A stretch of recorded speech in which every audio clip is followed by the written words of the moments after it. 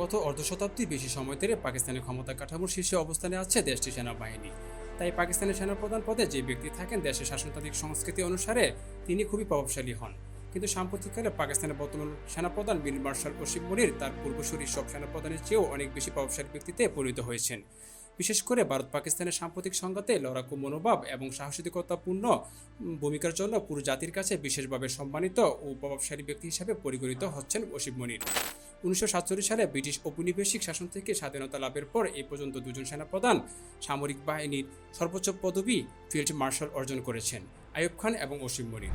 তবে এখানে পার্থক্য আছে। 1958 সালে অভ্যুত্থানের মাধ্যমে ক্ষমতা দখলের পর নিজেকে ফিল্ড মার্শাল পদবি দিয়েছেন আইয়ুব খান।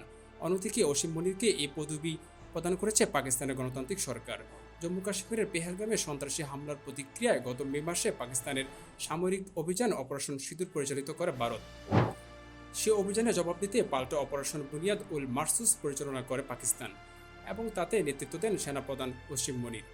সাহসিকতা ও কৃতিত্বের সঙ্গে এই অভিযান পরিচালনা করায় মে মাসে জেনারেল পদবি থেকে উন্নীত হয়ে ফিল্ড মার্শাল হন তিনি।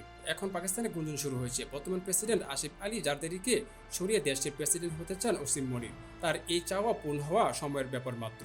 যুক্তরাজ্য ভিত্তিক সংবাদ মাধ্যম দ্য ইকোনমিক্স সম্প্রতি এই গুঞ্জনের সত্যতা অনুসন্ধান করেছে।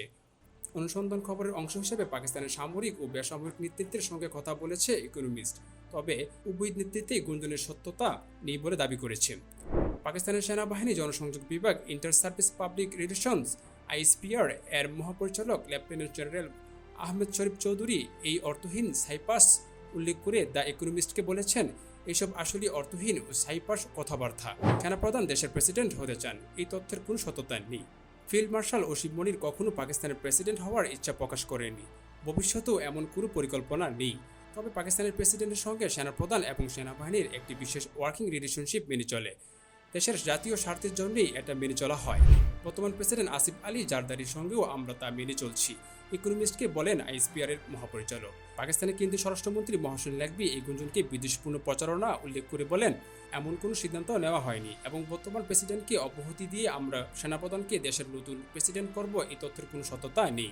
বস্তুত ফিল্ড মার্শাল ওসিম মনির পাকিস্তানের সামরিক বাহিনীর ইতিহাসের সবচেয়ে চৌকুশ কর্মকর্তাদের একজন। ক্যারিয়ারের শুরুর দিকে পাকিস্তানের মাঙ্গালা অফিসার্স ট্রেনিং স্কুল প্রশিক্ষণ নেন তিনি।